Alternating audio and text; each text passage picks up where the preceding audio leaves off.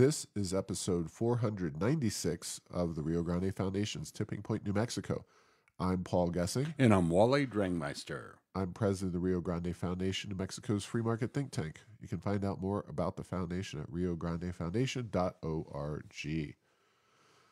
Wally, we got a lot of dollars and cents related issues to talk about during this show, and we're going to start off with a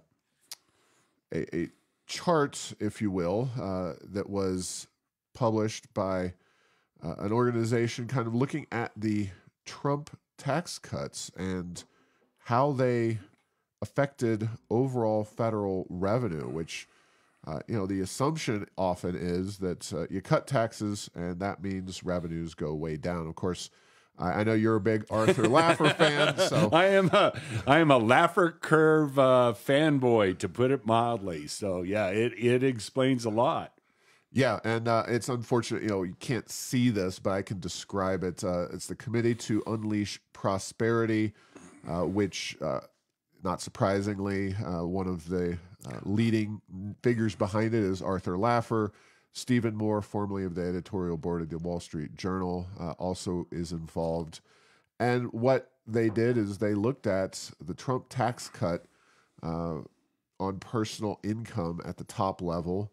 And I guess it was 42.5% before in 2017, and it dropped down to 38.5%, that top rate, or 39.5%, and dropped to 37%. Sorry, looking at the wrong side of that chart. But the point is that happened in 2017 when that cut was enacted, and immediately the payments by the top 1%, so the very wealthiest of taxpayers, not just went up in real terms, but their share went up.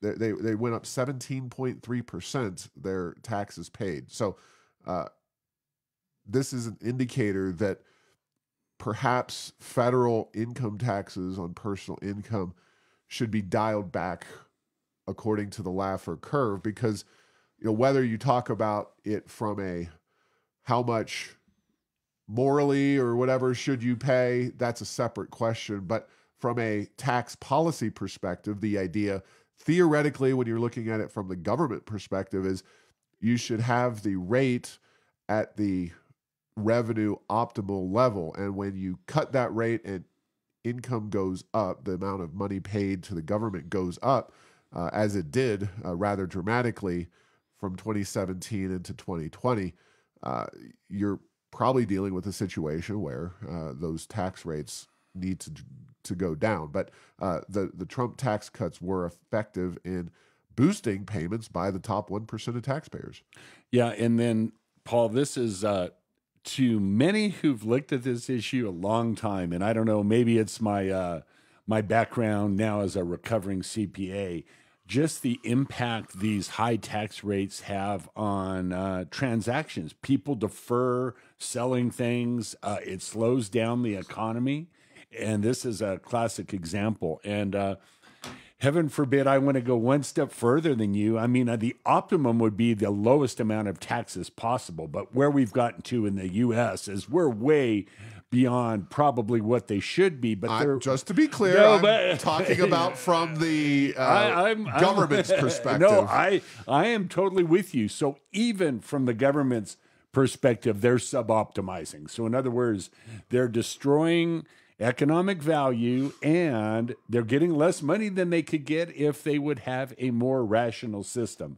And the Laffer curve explains this. It explains a lot that's going on, and people are always and politicians, particularly in New Mexico, seem to always think that there are no they do a thing in Santa Fe where they analyze bills, but it's never dynamic. It's always just what the actual thing is. So all things being equal, if you reduce tax rates, are you going to get less revenue? Yeah, but all things are never equal. That is the whole point, is when you have lower taxes, you tend to get more economic activity. And in this case, and in many, many others, you get more revenue.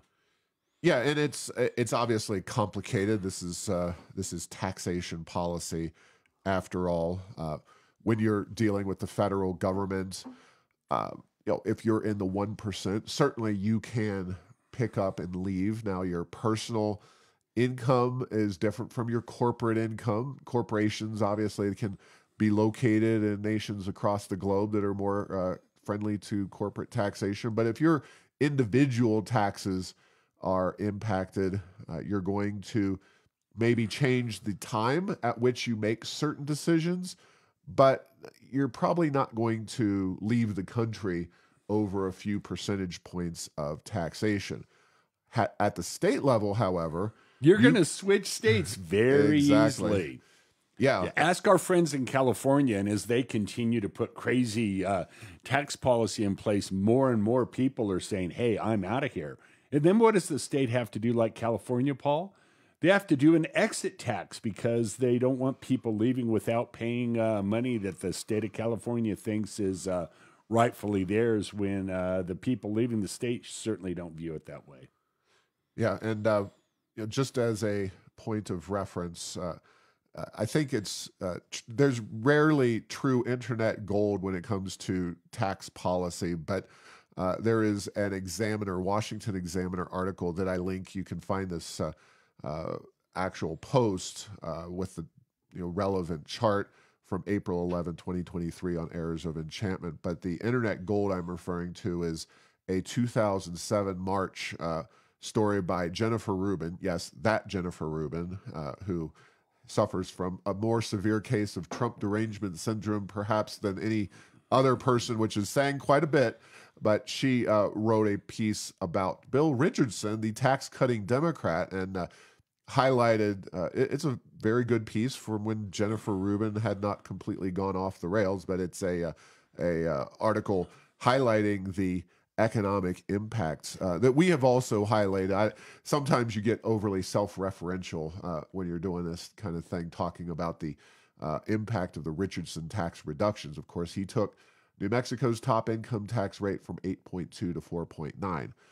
Now, the only challenge is that between 03 and then when those tax reductions were fully implemented, I think in 07, 2008 comes along and the economic crisis hits. So it's a little harder to parse that out. But as they were being phased in, Bill Richardson's tax reductions were some of the most pro-growth economic policy, not just in New Mexico, but in the country for that decade. So definitely a fact of taxation that is completely lost on New Mexico tax policymakers, especially the governor, who is pleading poverty with a $3.6 billion budget surplus, to say, oh, we can't do these tax reductions, which, to be fair, were suboptimal tax reductions, but it just shows you how far and how thorough this problem is that we face in New Mexico. But we're going to move on to another Arthur Laffer sponsored report. This is the Rich States, Poor States report, annually put out by the American Legislative Exchange Council. I don't know that Arthur Laffer, aside from putting his name on it, does much of the research and reporting. I don't want to besmirch his name, but my friend Jonathan Williams and his team over at ALEC really put this report together. Rich States, Poor States. You can go again to errorsofenchantment.com. It's been published all 16 years since it came out. And it's a good report. Is very thorough and highlights, I think, New Mexico's economic foibles, but also the successes of our neighboring states. You can look at the ALEC Laffer State Economic Performance Rankings. I think that's particularly of interest. They go from 2011 to 2021 in this latest edition, using state GDP, absolute domestic migration, so not looking at immigration, but people who are voting with their feet as Americans, choosing where to live and locate their families and businesses, and then non-farm payroll. So outside of the farming sector, how many more people are obtaining work? Not a shock at all. Florida over that decade is number one, but then our neighbors kind of just start to find their way into this system. And Utah's number 2, Arizona's number 3, Colorado's number 5, Texas is number 7. And that pretty much covers it. You can argue over Oklahoma. I like to say Oklahoma, they do okay and do pretty well in a lot of areas. They come No in pun 32nd. intended. Yeah, they do okay. Okay, they're a postal code. But, if you want to pay low taxes and live where it's really windy and they have lots of tornadoes, you can always go to Amarillo and not pay personal income taxes. Yeah. Oklahoma, a fine state, but they rank 32nd overall, and they're hurt by some of these migration issues for that reason. But New Mexico, a lot more like an Arizona or a Colorado than we are like an Oklahoma from a geographical and weather perspective. We come in at 42nd. Yes, so all of our neighbors really coming in top 10. Our state GDP really is where we fall apart. 46th, our absolute domestic migration, 33rd, non-farm payroll, 36th ranking. So just the last decade highlighting New Mexico's problems. Yeah, and Paul, one of the things that is starting to come out more and more in these reports is not only where New Mexico ranks from an absolute point of view in terms of its taxation policy, but relative to our neighbors.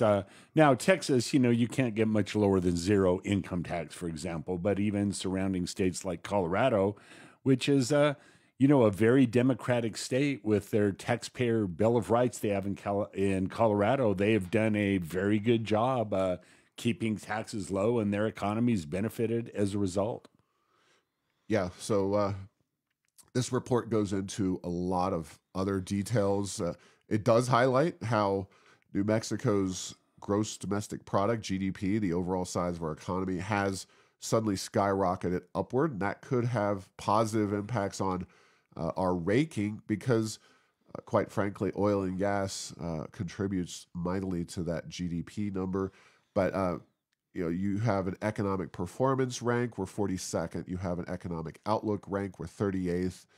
You can look at all the different variables, our personal income tax rate, corporate income tax rate, personal income tax progressivity, property taxes, sales taxes, other taxes, estate taxes, legislative tax changes, debt service, public employees per 10,000 population, liability in the legal system. So it's a very, very thorough report. And unlike a lot of reports, New Mexico doesn't come in dead last. We're just close to the bottom and well behind any of our neighbors. So it's a mixed bag there, but definitely worth digesting and reading. It's a very, very well done report. So speaking of this issue of revenue and taxation, the Pew Center on the States found that from January 2020, of course, that's just a few months before COVID started, through June of 2022, so we're talking just under a year ago, New Mexico was number 1 in tax revenue growth. So this is one of those things, well, we're definitely not 50th in, and you can argue the merits and demerits about of tax revenue growth. I guess if I'm in a state, both as a taxpayer, more or less, you're probably not super excited as a taxpayer or business leader, but about being number 1, but you probably don't want to be number 50th. You don't want to be in the bottom of the barrel. We are number 1, 17.1% growth. Only Idaho really came close to us at 16.7% revenue growth. And again, that is skipping over essentially the last year of revenue. Texas had negative revenue growth, minus 0.5%. Our other neighbors, Arizona 4%, Utah 10.5%, Colorado 6.1%. But a lot of states had negative revenue growth during that time frame. New Mexico, of course, due to the oil and gas industry, saw an absolute boom in revenue that shows no signs of stopping.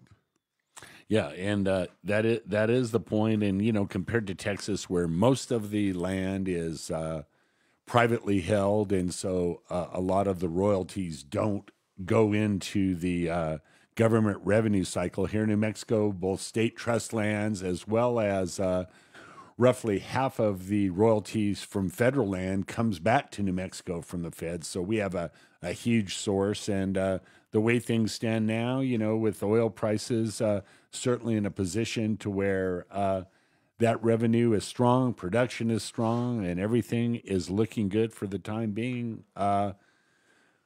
You would think that we maybe could have cut our other taxes just a little bit this last session, but alas, that was not the case. Yeah, and I'm assuming, and I haven't looked in the fine details of the methodology of this report. I'm assuming that tax reductions would result in somewhat less revenue growth. I'm assuming that they factor tax cuts into this equation. So it's not surprising, doubly so, because we've had this influx of oil and gas and money into the state, and our politicians have been, shall we say, parsimonious. They've discovered fiscal restraints, mostly in the area of not allowing people to have a bite at the apple in terms of the revenue generated. Yes, we've had rebates, but that's not the same as a tax cut. So we're probably in position. If I had to say, I don't know if Pew will do this report, if they're doing it because kind of COVID and the impact that it had on state level tax revenues. But the next report, wherever it starts and stops, will likely have some pretty significant revenue gains yet again for the state of New Mexico. And again, we're not thrilled with more tax money flowing into the state, but again, I'd rather see revenue flowing in, especially if we can use that for economic growth purposes and putting it back into taxpayers' pockets. That's not been the case. And to highlight that point, got a little story we're telling here, even more so than normal. General fund spending growth under Governor Lujan Grisham. So I put together this little chart based on the relevant revenue figures, and you'd be surprised at how difficult it is, Wally, to find the state. The state doesn't just publish a chart showing budget. Here is where we were last year and for the last 5 years. It's incredibly tricky to go ahead and find this information. You can nowadays find news articles, but I remember when I began back in the day at the Rio Grande Foundation, it was really difficult to find any firm data as to what past spending numbers really were. But here's what I got. Final year of Susana Martinez, $6.3 billion. This is, of course, the general fund.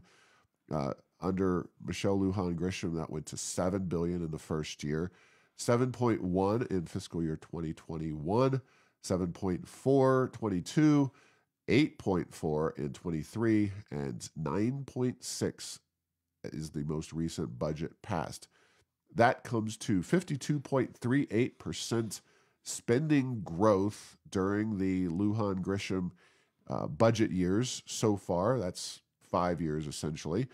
And annual spending growth under this governor of 10.5% per year. So we are seeing plenty of new spending, not so much on the tax reduction front.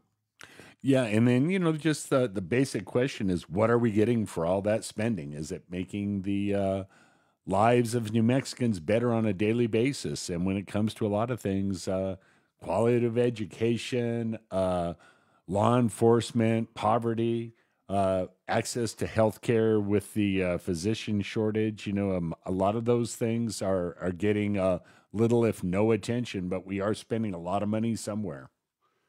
Yeah, and it really does lend the question of what benefits are average New Mexicans getting from all of this new spending. I can't say that I'm seeing overall conditions, whether you're talking about the education system, the economy, or anything else, the roads, even something so basic and so simple that you would expect that.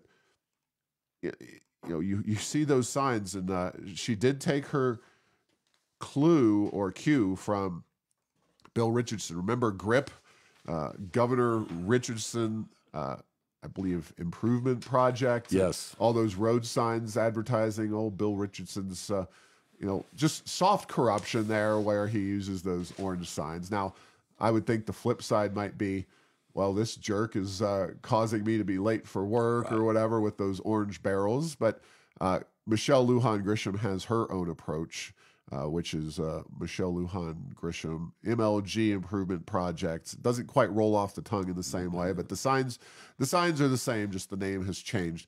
But I'm not going to sit here and say that the roads in New Mexico are in better condition with all this money flowing in than they were before the budget started to go up. It just, there's no evidence to that effect. Anyway, speaking of roads and capital outlays, I did get the chance to talk to an outfit called the Built Environment. Really, they look at capital outlay process here in New Mexico, and that's what the story is all about. You can go read it. It's available at heirsofenchantment.com.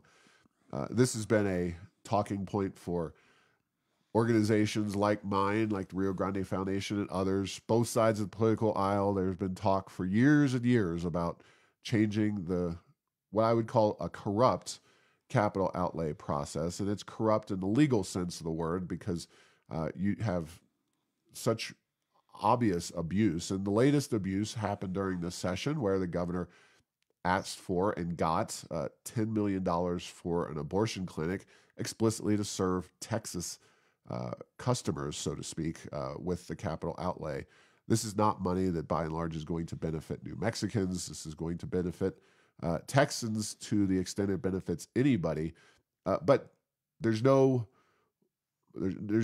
independent third party that will step in and say, this is not a priority. This is something that's unnecessary or unneeded.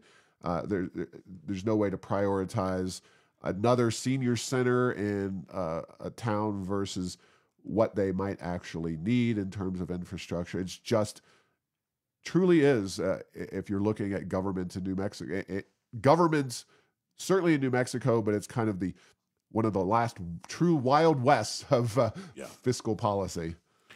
Yeah, and corrupt, and I would like to add inefficient capital outlay process because we have so much money that's allocated that is not spent for years and years and years because they partially fund things. Meanwhile, I'm not holding this up to be the epitome of what money should be spent on, but just for example, the town of TRC is in a very tough situation with regard to their water infrastructure. It is leaky and it's falling apart.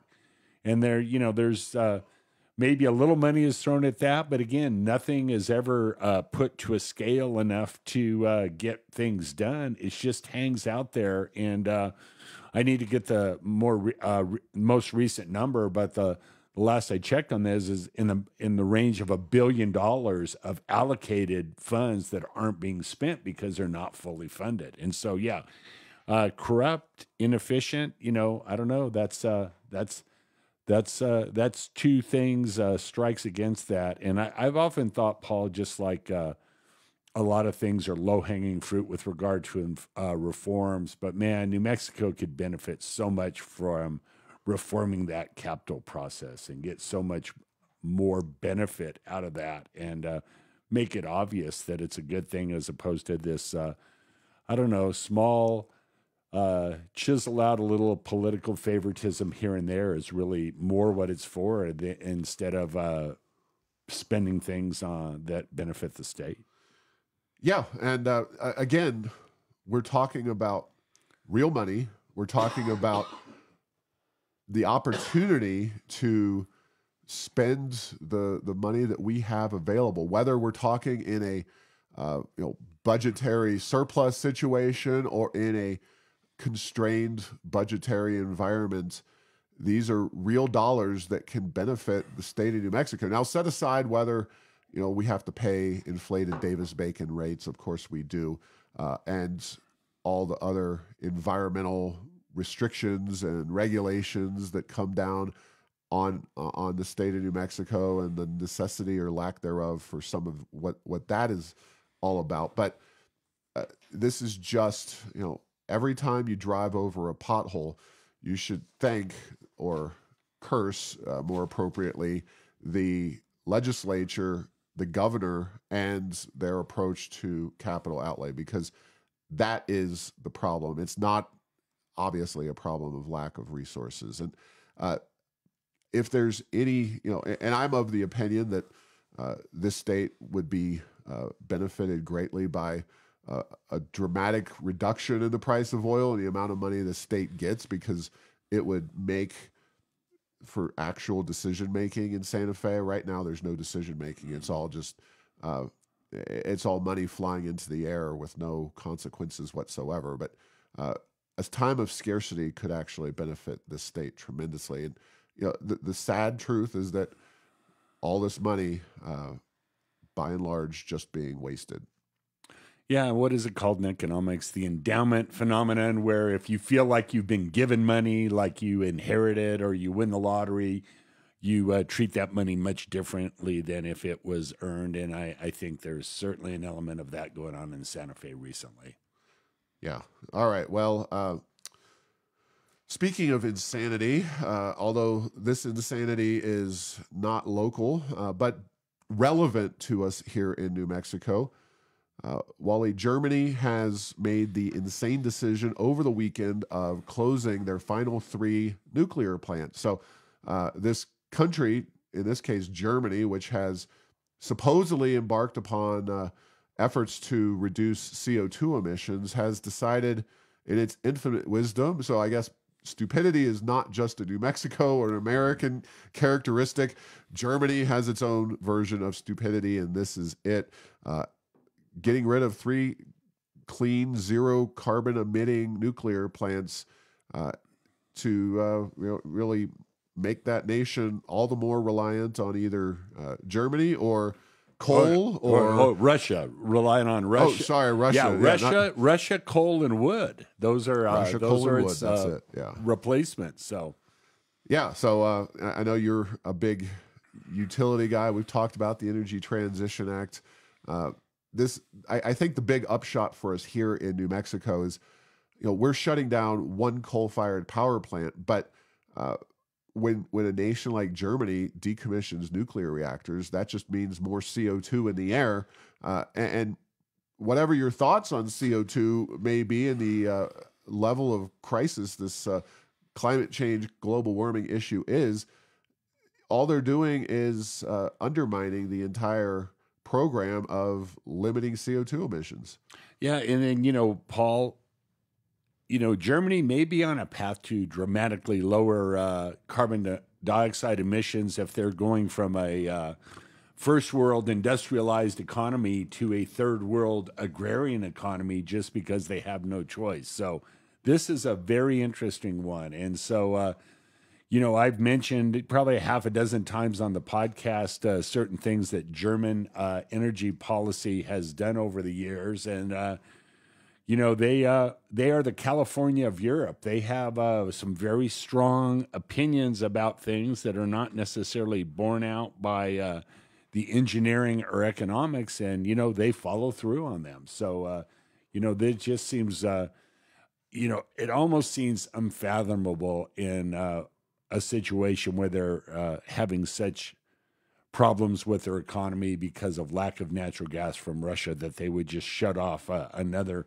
huge source of reliable electricity. So, and again, I know nuclear power plants have a life, but many times that can and has been extended, and the timing on this does not seem like the wisest of solutions from our friends there in Germany. Yeah, it's crazy, and it's something that if it wasn't a global issue and something that we in New Mexico, we in the U.S. are constantly making very, very big decisions on, at least our policymakers are, for the supposed purpose of addressing CO2 emissions, it wouldn't be something we would talk about here on a podcast in New Mexico. But when you have policymakers doing that, or as the Biden administration is proposing to now mandate 67% of all new vehicles sold in under a decade. And I think that's the important thing is 2032 may seem like a really, really far time into the future, but it's now less than a decade away from where we stand now. 67% of all new vehicles sold should be electric, according to Joe Biden. You know, and Paul, a decade is a long time for industry to make adjustments, but keep in mind, adding that level of electricity load is going to require lots of electricity generation, huge amounts of electric transmission, and consider how long transmission takes to get permitted and the like in our country. And you know, there was what is it, the Ojo line? You know, they were P&M tried to build a line up to Santa Fe, and that went on for decades and decades before it finally fell apart. So the permitting is not a fait accompli in any sense of the word. And so, are we on our current path going to where we're going to have blackouts and brownouts on a regular basis? You know, not to be a soap opera cliffhanger, you know, stay tuned because it's not like they're moving all of the pieces that are necessary for these things to work out in any way, shape, or form. Yeah, and just so you have an idea of where we are, EV sales currently account for 5.8% of all new vehicles sold in the country. That is a growing share. Of course, it's also a heavily subsidized and or mandated share. We're going to need a lot more mining to happen in this country, or possibly in other third world countries, including China, which is seemingly the only consistent policy the environmental movement has, which is whatever it is, we don't want to see it or it be impacted by it here in the United States. We want to just make sure that all the negative impacts are inflicted upon people in other countries and it's out of sight. And of course, there were also news reports recently that the major car manufacturers, the big three, are losing money on electric vehicle manufacturing. They're making it up in volume, I'm told, but they are losing money on the manufacture of those electric vehicles in spite of all the subsidies. So, you know, you're talking about a major industry based here in the United States that, you know, for the time being, they can shift the losses from their electric vehicle lines to their traditional lines of vehicles, but at some point they're going to need to dramatically raise the prices as they, you know, have to make money somehow or go out of business, which it wouldn't be the first time that government has conspired to not just other American industries, but government certainly helped the automakers suffer some real challenges in the 1970s with their strong support of the union movement. Yeah, and then Paul, the other issue we have is that all of these new electric vehicles need batteries, which are the same batteries that are being competed for the same, you know, battery materials for the greening of the electric grid. So, you know, if you have wind and solar without batteries, you have hugely unreliable electric systems. So there's a lot of things out there that are in play. And it does seem like a little bit a game of, you know, basically which of these cup is the ball under, and whichever place we need more than one ball. We have a lot of cups where we're trying to move things around and not necessarily the resources to do that. But that's what I call aspirational legislation and rate making. We set a big goal, and then once it starts to hit the fan, then we'll figure out how to maybe back off or adjust it. But talk about an inefficient process right there. That is inefficiency. There's not really many things that are more inefficient than regulating economy in that way.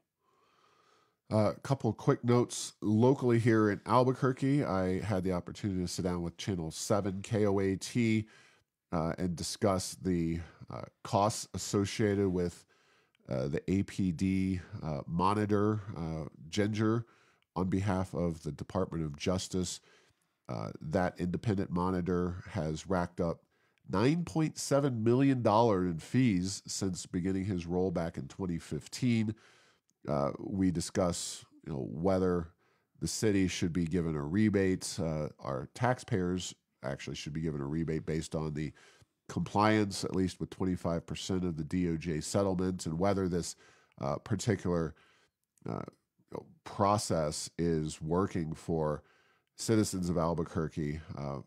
Left on the cutting room floor was my statements about the increasing crime rates and what I believe the DOJ has in terms of a significant role in that. But this is a real issue for Albuquerque taxpayers, and what we really need is for Mayor Keller and for the city council to make getting out from under the DOJ settlements a top political priority. That especially needs to come from the mayor, given his control over the police department and what issues exist there. Yeah, because the city of Albuquerque is certainly having difficulty recruiting police officers to serve on the force, and that's a whole nother issue. But one of the things that the consent decree does is makes the number of officers that actually are out there on the streets doing police work a lot lower, because there's such an administrative burden from that DOJ process that we're in. So it's one of those, in terms of things that could have the impact of having more policemen out there and police women out there in Albuquerque working on crime. I think there's nothing else that even comes close to that.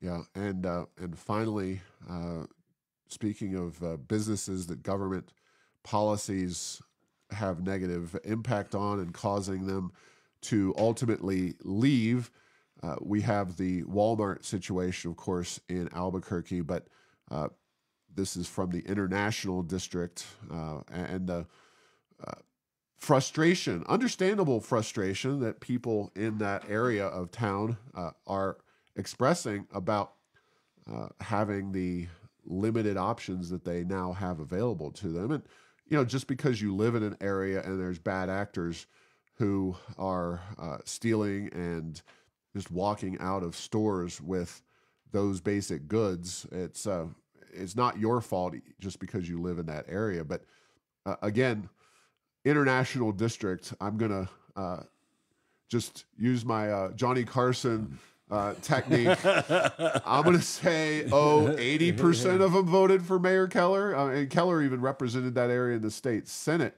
So, folks, if you vote for the policies of defunding the police and not challenging the federal government and the DOJ and its restrictions on how those police operate and protect people, let alone other issues with regard to stores being able to defend themselves from shoplifters, you're not going to have many stores available. And you're seeing reports out of Chicago in particular, but San Francisco lost a Whole Foods. I believe Seattle's losing some stores. Chicago just in the last week has had stores leave.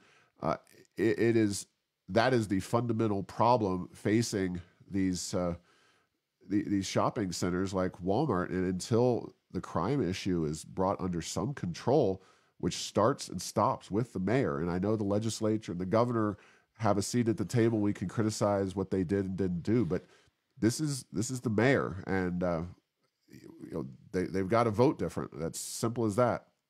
Yeah, and Paul, this is not unprecedented. There used to be over on the west side, off of Central and Etrisco, there used to be a Walmart there and a Kmart, as a matter of fact, across the street, and that was a very high crime area. And then Walmart just takes a look at its expansion plans and says, we don't need to be here. We'll build elsewhere.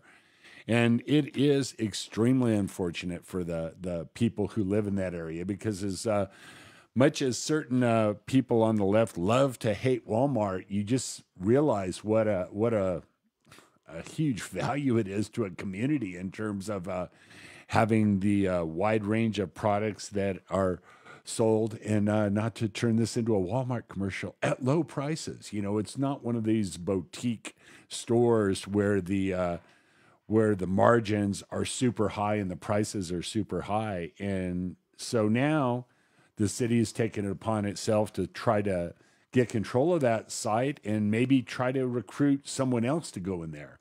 So we'll see how that goes. But it's one of those. It seems like they're attacking this problem from the wrong point of view. As maybe if they would do a little better job about cleaning up crime in the area, Walmart would not have had to leave in the first place. Exactly. All right. We are going to leave it there. Thanks for listening to this week's episode. Find all episodes at tippingpointsnm.com or at the Rio Grande Foundation's YouTube channel. Subscribe to this show at Apple, Stitcher, or tell Google Home to play Tipping Point New Mexico. Thanks to Path 3 Marketing for producing this show.